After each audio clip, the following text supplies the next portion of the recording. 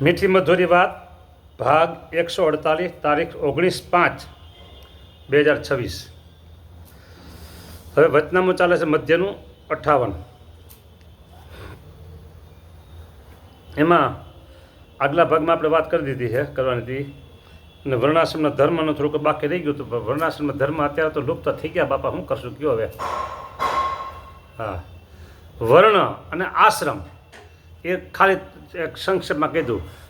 બ્રાહ્મણ, ક્ષત્રિય, વૈશ્ય અને શૂદ્ર, આ 4 વર્ણો છે। અને આશ્રમ 25 વર્ષ સુધી બ્રહ્મચર્ય આશ્રમ, 25 થી 50 સુધી ગ્રસ્થાશ્રમ, 51 થી 75 સુધી વાનપ્રસ્થાશ્રમ, અને 75 થી 76 થી 100 સુધી સંન્યાસ આશ્રમ। છેલ્લા 2 આશ્રમ અત્યારે કળિયુગમાં રદ કરી દીધા છે, શાસ્ત્ર જ ના પાડે છે, એટલે એમાં આપણે કાંઈ છે નહીં। પણ પહેલાં 2 બ્રહ્મચર્ય આશ્રમ અને ગ્રસ્થ આશ્રમ, એની અંદર તમે 51 પૂગો તો પછી તમારે સંસાર વ્યવહારમાંથી નિવૃત્ત થઈ અને જેમ જંગલમાં જાય છે એને બદલે ઈષ્ટદેવના મંદિરમાં રહીને સેવા કરો। ઈષ્ટદેવના મંદિરમાં અનુકૂળતા ન હોય તો વિશેષ ભજન ભક્તિ કરો। પણ સંસાર વ્યવહારમાં થોડાક પાછા વળો, પણ અત્યારે પાછા વળવાની વાત આવતી નથી, કારણ કે 80 પૂગ્યા હોય ને તોય હજી આમ થાય થોડું કરી લઉં, એમાં 50 પાછા ક્યાંથી વળ્યા। આ વાત થઈ ગ્રસ્થ આશ્રમની, મારી નથી થઈ, નકર તમે પછી મને બસ પાસે કહ્યો, કારણ કે મારે 67 થયા છે, ચાલે છે 67, અને હજી મારો સંકલ્પ તો આંબને આંબે એવો મોટો છે હવે। પણ મેં શું સમજ્યું છે, સમજો, આધારાન સ્વામી હરિચરિતમ સાગર ગ્રંથ કરતા 58 વર્ષે ને શરૂઆત કરી છે, 58 વર્ષે શરૂઆત કરી છે, બરાબર। પછી ત્યાર પછી ઘણા બધા એવા મોટા મોટા આચાર્યો થઈ ગયા છે, બરાબર, સંતો થઈ ગયા છે, એને 60 પછીની શરૂઆત બધા કરી છે, એવા ઘણા છે પ્રસંગો છે। એટલે પછી એ બધું જોયું પછી મેં કીધું આપણે હજી વાંધો નથી કીધું હજી, હા આપણે હજી વાંધો નથી, હજી આપણે સહી સમય પર છીએ બસ, બરાબર। અને ભાઈ જો આ જે મારો સંકલ્પ છે ને એમાં મારો અડધો ટકો સ્વાર્થ નથી હો, એ સમજી રાખજો। હા,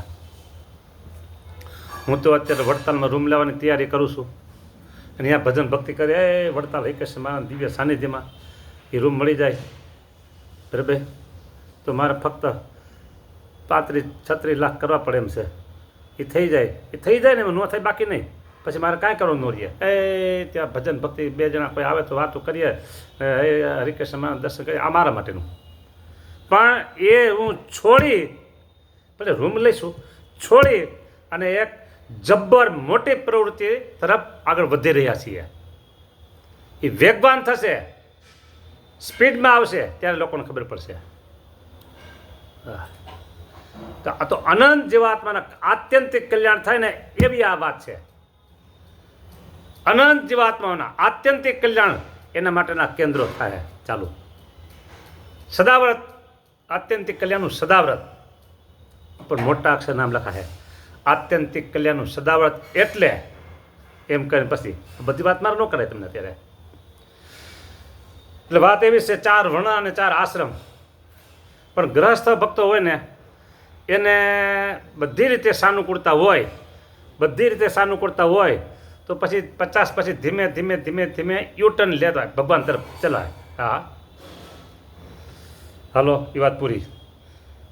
ને ઈષ્ટદેવની વિશે દ્રઢતા એ ખાસ જોઈએ, બરાબર। હવે મહારાજે એમ કીધું કે સંપ્રદાયના ઈષ્ટદેવ હોય તેનો જે હેતુ માટે પૃથ્વી વિશે જન્મ થયો હોય અને જન્મ ધરીને જે ચરિત્ર કર્યા હોય, ભગવાનનો જન્મ, આપણે જન્મ લેખો એટલે જન્મ બોલી નાખે, જન્મ બોલાય નહીં, ભગવાનનું પ્રાગટ્ય શેના માટે છે, તો અનંત જીવોના આત્યંતિક કલ્યાણ કરવા માટે, અનંત જીવોના આત્યંતિક કલ્યાણ કરવા માટે પ્રભુનું પ્રાગટ્યનો હેતુ છે, લ્યો। અને પોતાની સર્વોપરી સુપરફાસ્ટ એવી જે ઉપાસના છે ને પ્રવર્તવા માટે। આ તમે શેના આધારે બોલો છો? કોઈ મને આવો પ્રશ્ન કરે તો હું એમ કહું કે તમે ગઢડાની બાજુમાં કારિયાણી ગામ છે, કારિયાણી ગામમાં અક્ષર ઓરડી હજી છે, અક્ષર ઓરડી છે અને અક્ષર ઓરડીના ગેટ ઉપર બરાબર ઉપર લખ્યું છે ભગવાનને પ્રગટ થવાના 6 હેતુઓ લખ્યા છે. બરાબર. અહીંયા કીધું કે સંપ્રદાયના ઈષ્ટદેવ હોય તેનો જે હેતુ માટે પૃથ્વી વિશે જન્મ હોય હેતુ, અહીંયા હેતુ લખ્યા છે, એ વાંચી લેજો. બરાબર. એમાં ચોથો હેતુ છે ને, એમાં થોડોક ફેરફાર થઈ ગયો. હા, પેલા પતરા ઉપર લખેલું હતું ઓઇલ પેન્ટથી વર્ષો પહેલાં, એ મેં વાંચેલું છે અને શાસ્ત્રમાં લખેલું છે. અને અત્યારે જે લખ્યું છે ને એમાં એકાદ 2 શબ્દ ફરી ગયેલા છે ચોથા હેતુમાં. એ આ કથા જાહેર રેકોર્ડ થાય છે ને એટલે હું સ્પષ્ટ બોલતો નથી. હા, અને એને જે લોકોએ ફેરવા છે એ હેતુસર ફેરવા છે. હા, બરાબર. એટલે એ બરાબર છે, ફેરવા જ જોઈએ. પછી ભગવાનનું આચરણ, ચરિત્ર હોય અને જે આચરણ કર્યા હોય, ભગવાનનું આચરણ એટલે દૈનિક કર્મ ક્રિયા, તે આચરણ વિશે ધર્મ પણ સહેજ આવી જાય.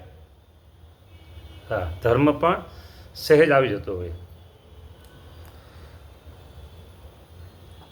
અને તે ઈષ્ટદેવનો મહિમા પણ આવી જાય. મહિમા મહિમા મહિમા ઈષ્ટદેવનો મહિમા રે, મહિમા મહિમા મહિમા ઈષ્ટદેવનો મહિમા. અનંત કોટી બ્રહ્માંડો, અનંત કોટી બ્રહ્માંડો અક્ષરના એક રૂવાડાને વિશે, અક્ષરના એક રૂવાડાને વિશે અનંત કોટી બ્રહ્માંડો ઉડતા ફરે છે. એવું જે પુરુષોત્તમ ધામરૂપ જે અક્ષર, એના રૂવાડે અનંત કોટી બ્રહ્માંડો ઉડતા ફરતા હોય તો પુરુષોત્તમ નાના રૂવાડે અનંત કોટી બ્રહ્માંડો ફરે, એમાં નવાઈની શી વાત છે? બોલો. જો સાંભળજો, શહેરના લોકો ન સમજાય તો શહેરના લોકો સમજે એવી વાત કરું. ઘરમાં સફાઈ માટે સાવરણી હોય, સાવરણી સંજવાળી કાઢવા માટે સાવરણી. બરાબર. એ સાવરણીમાંથી આગળના ભાગમાંથી એક નાની એવી તીરખી કે સળી એ જુદી પડી જાય. બરાબર. એને પછી શું કહેવાય? સળી. એ સળી આટલી લાંબી હોય, આટલી લાંબી હોય, ગમે એટલી લાંબી હોય, એને 2 કટકા કામ કરવા પડે ને, 2 કટકા કરવા ને તો પુરુષોત્તમ નાની મરજી વિના ન થાય, અનંત કોટી બ્રહ્માંડમાં ન થાય. હા, લો, એ 2 કટકા થાય નહીં. આવી વાત છે. એટલે ધાયરું કોનું થાય છે અનંત કોટી બ્રહ્માંડમાં? સર્વોપરી સ્વામિનારાયણ ભગવાનનું ધાયરું થાય છે અનંત કોટી બ્રહ્માંડમાં. હા, પેલા હું એનો સૌ તો એના વાતનું, એના વખાણ ન કરું, એની વાત ન કહું તો કઈ બીજાની વાત કરવા જાવ કઈ? આ આ આ આ આ શું કહેવાય? આ ચુંદડી એ પુરુષોત્તમ નારાયણની છે. બીજા એના ઈષ્ટદેવ હોય એ ભલે ને આજે એથી મોટા કહે તો આપણે ક્યાં ના છે? આપણે જે આપણા ઈષ્ટદેવને મોટા કહી છે એમ બીજા લોકો એના ઈષ્ટદેવને એથી નહીં મોટા કહે, આપણે રાજી. હા, આપણે એનો વિરોધ નથી કરતા. પણ અહીંયા તો ખુમારી હોય. હા, આ ચુંદડી કોની છે? આ ચાંદલો કપાળમાં કોનો છે? આ તિલક છે ને એ યુ આકારનું કોનું છે? પુરુષોત્તમ નારાયણનું છે. આ શરીરને ટકાવવા માટે અનાજ કોનું? ભલે અનાજ કે ફરાળ હોય, એ અંદર કંઈક નાખવું જ પડે. એ કોના નામથી આવે છે? સ્વામિનારાયણ નામથી આવે છે. હા, અત્યારે જે હું બેસીને કથા કરું છું એ રૂમ તો છે ને, આ રૂમ દેખાય તમને, એ રૂમ કોનો છે? સ્વામિનારાયણનો આપેલો છે.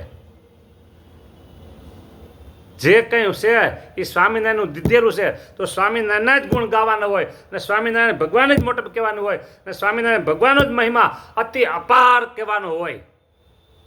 એમાં ક્યાંય પાછું પડવાનું ન હોય. હા,